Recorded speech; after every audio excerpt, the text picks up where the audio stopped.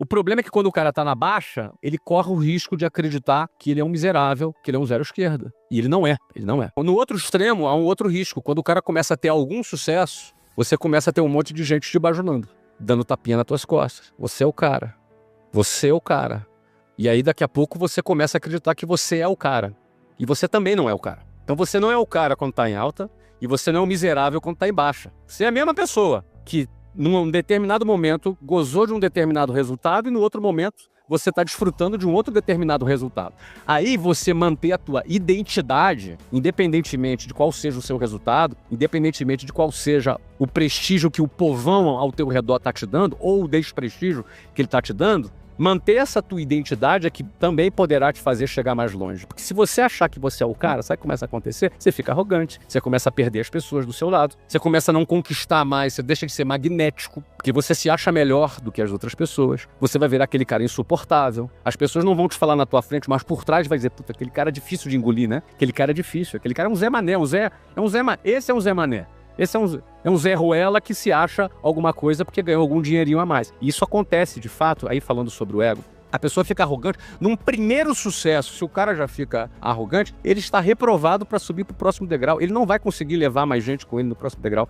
O cara arrogante, ele só atrai interesseiro. Ele não atrai gente aliada de verdade. Ele não atrai parceiro aliado, porque tá companheiro de batalha, companheiro de propósito, de causa. Ele não tem mais companheiro de causa, ele tem interesseiro. Na primeira oportunidade ele pula fora, porque é difícil aguentar um cara arrogante do lado. Então, ou seja, o risco seja no fracasso ou no sucesso, o cara acreditar nas opiniões alheias. Se o cara mantém a identidade dele, pezinho no chão. Eu estava agora almoçando com os sócios, né? São sócios de uma de nossas empresas.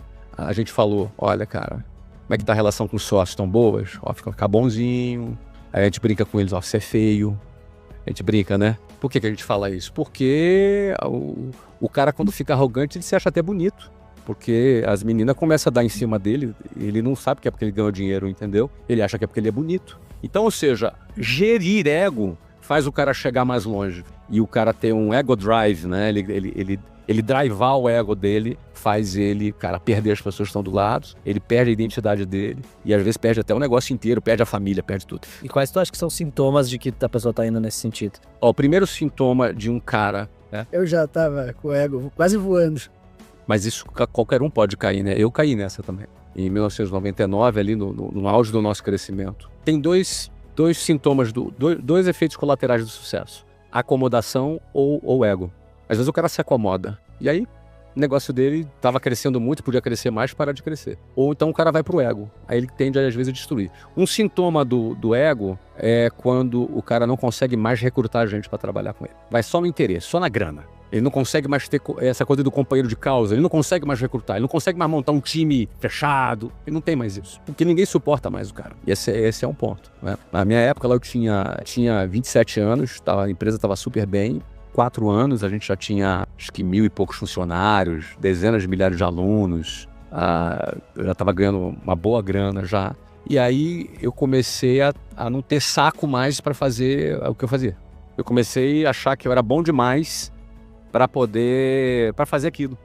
Aquilo ali, aquele modelo de venda que eu tinha, sabe? Eu tinha um modelo de venda, tô cansado desse modelo de venda. Tem que ficar toda hora motivando esses caras, tem que ficar toda hora. Né? Aí eu quis trocar tudo, trocar pro processo, aí aparece sempre um consultor nessa hora que te vende um projeto, aí tu compra o projeto, aí você... 7 milhões sempre.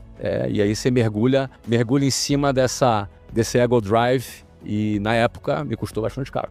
Mas eu cheguei a cair sim, recuei e retomamos ali. Vou fazer uma discussão aqui sobre equilíbrio entre tempo dedicado ao trabalho, tempo dedicado à vida pessoal, social, e quanto que isso é saudável na sua visão. Assim, essa cultura do hustle, de ter que trabalhar demais, ela tá exagerada ou não? Eu não acredito em equilíbrio. Eu acredito que o equilíbrio é uma utopia. Então, pessoas que buscam equilíbrio vão se frustrar, porque é impossível equilibrar. Sabe aquela figura? Eu vou explicar isso. Não, galera que ouviu aqui, às vezes até arrepio quando eu falo isso. Mas vamos lá. Já viu aquela imagem do cara do circo rodando um pratinho?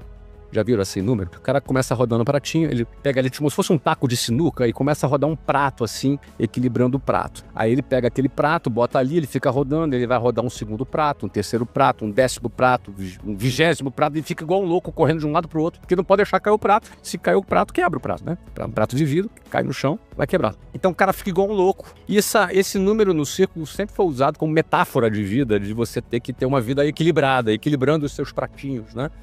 Essa para mim é uma metáfora que faz muito mal para as pessoas, é ilusória, porque tu nunca vai conseguir equilibrar. Cara, tu é pai, tu é filho, tu é amigo, tu é amante, tu é marido, tu é chefe, tu é empresário, você tem um monte de prato para girar a tua vida. Quem quiser dividir certinho o tempo de maneira a ter uma vida equilibrada, vai deixar esses pratinhos cair no chão. Do que eu acredito? Eu acredito em conciliação, não em equilíbrio. O que é conciliar? Conciliar é um acordo. Então, uma pessoa ela tem que ser sempre um gestor de acordos na sua vida.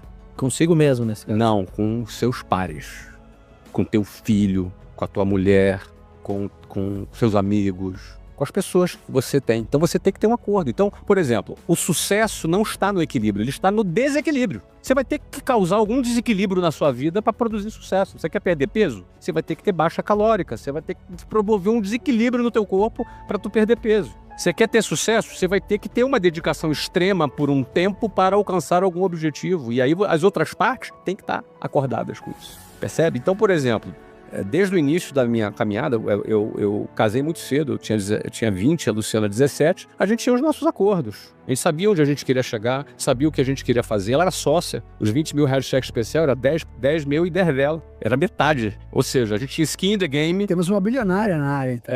A gente tem um skin in the game e a gente tinha skin in the game e a gente trabalhava junto. Agora, a gente tinha o nosso acordo. Pô, eu trabalhava 14, 15 horas por dia. Trabalhava bastante, mas esse desequilíbrio que eu produzi por um tempo na minha vida, assim como na época do concurso, eu gastava 4 horas no ônibus. Pô, isso não é equilibrado, cara. Você ficar 4 horas em pé no ônibus lotado para estudar, para chegar lá, para no final do ano fazer uma prova. Então eu tive que produzir um desequilíbrio para alcançar um determinado resultado. Agora, todo desequilíbrio, ele tem que ser acordado entre as partes quando cada parte entende o benefício que terá da colheita desse plantio que está sendo feito. Então, peraí, nós vamos ralar aqui, nós vamos pagar esse preço aqui, mas depois, cara, nós vamos aproveitar. Eu, por exemplo, neguei muito convite para ir à praia de ônibus, comer frango com farofa com meus amigos. Eles iam para praia no Rio de Janeiro e eu não ia, ficava estudando para passar no concurso, não é? Ou finais de semana de viagens, eu não fui porque tinha que bater meta. Na minha época que eu trabalhava na área de vendas. Tudo bem, eu deixei de ir para a praia de ônibus, mas hoje eu posso pegar o meu avião e ir para a praia que eu quiser do mundo. Mas eu tive que antes provocar um desequilíbrio, percebe? Antes eu tive que deixar de ir para a praia de ônibus para poder eu ter algum equilíbrio. Então a conciliação, ela está em você sacrificar alguma coisa por um tempo, em acordo com as pessoas, com seus pares, em troca de você atingir algum resultado, sabendo inclusive que não é garantido esse resultado. Então eu acho que a nova geração, ela tá assim,